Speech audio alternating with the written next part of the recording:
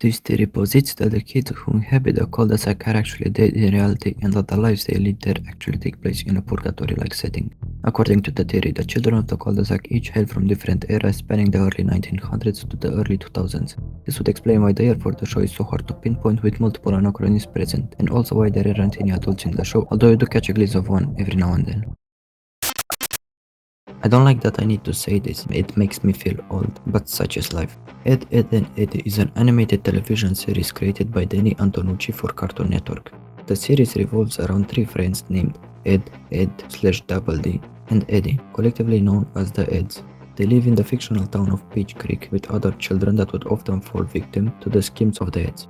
Now the theory, which is a relic of its time, being made when creepypastas were very popular, and you had a bunch of dark theories for a lot of cartoons.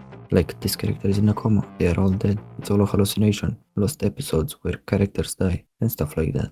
But that's enough, let's have fun reading the Fun Theories wiki version of this theory, link in the description.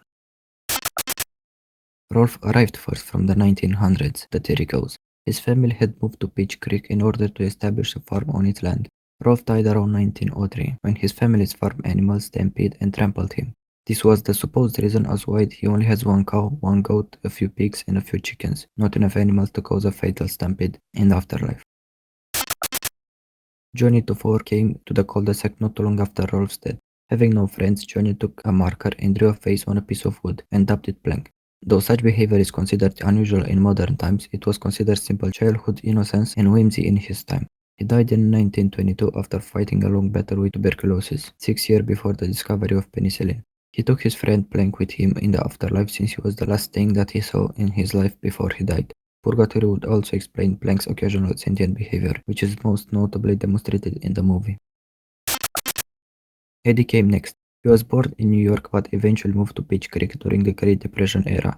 Always trying to get a quick buck, he always set up scams to get money from the cul-de-sac kids in an effort to escape the poverty he spent his whole life in. Eddie didn't have a proper father figure since his real father abandoned him and his mother shortly after he was born. With this came the big brother he adored and idolized so very much despite the latter's abusive nature.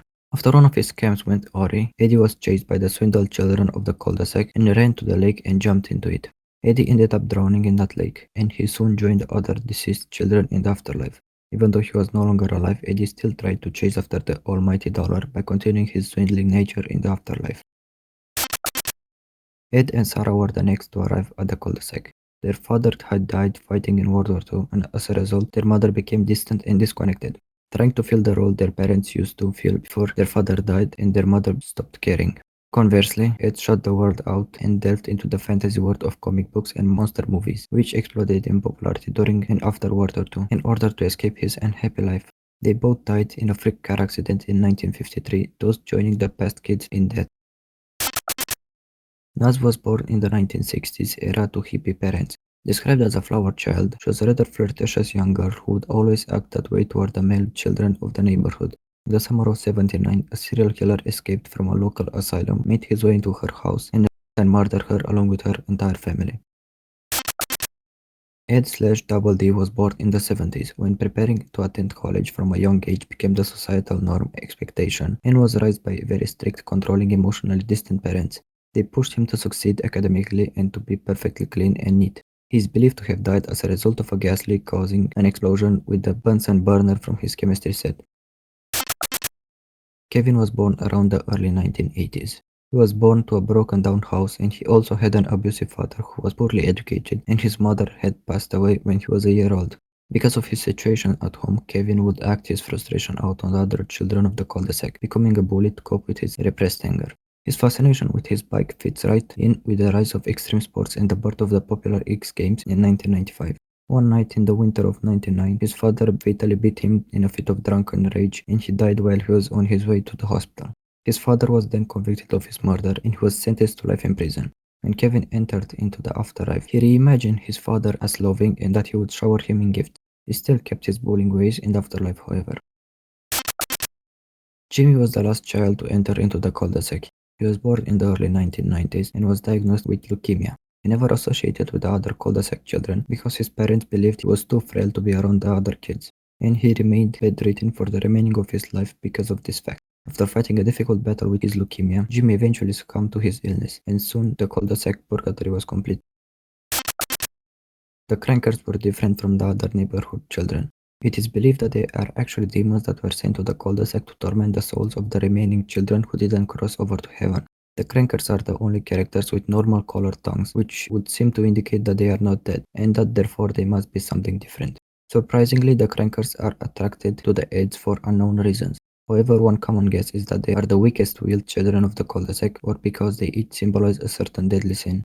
Alternately, the Crankers are believed to be from the same eras as Nazz in the 1970s, and were poor illegitimate hippie children from a single mother and a respective number of unknown fathers. Out of madness, desperation, and dabbling in fringe cults, their mother killed them and then herself in a grisly family murder, which rocked the nation as much as the Mason family killings. Only able to majorly see the happier side of their former lives, and with an attachment to want to see their father again. This is why their lives in the cul-de-sac is similar yet with no unfortunate ending, but are twisted to a degree of insanity by their time spent in the unliving world. Their love for the Edds in this theory is explained by them wanting to experience love, to be enlightened and transcend themselves, ignorance, insanity, and all.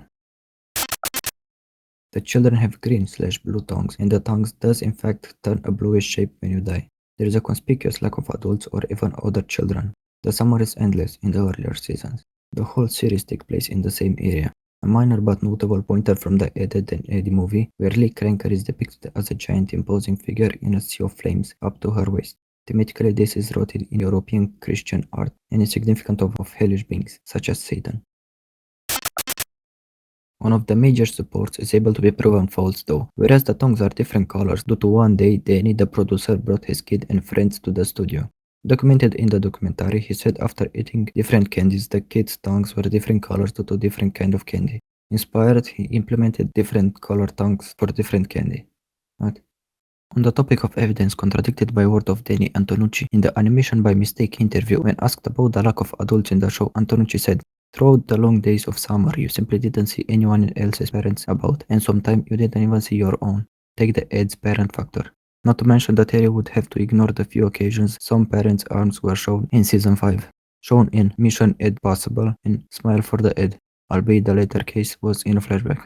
Other invisible characters have also been shown, albeit only in silhouettes and pictures, shown in Tight End Ed and This Won't Hurt an Ed.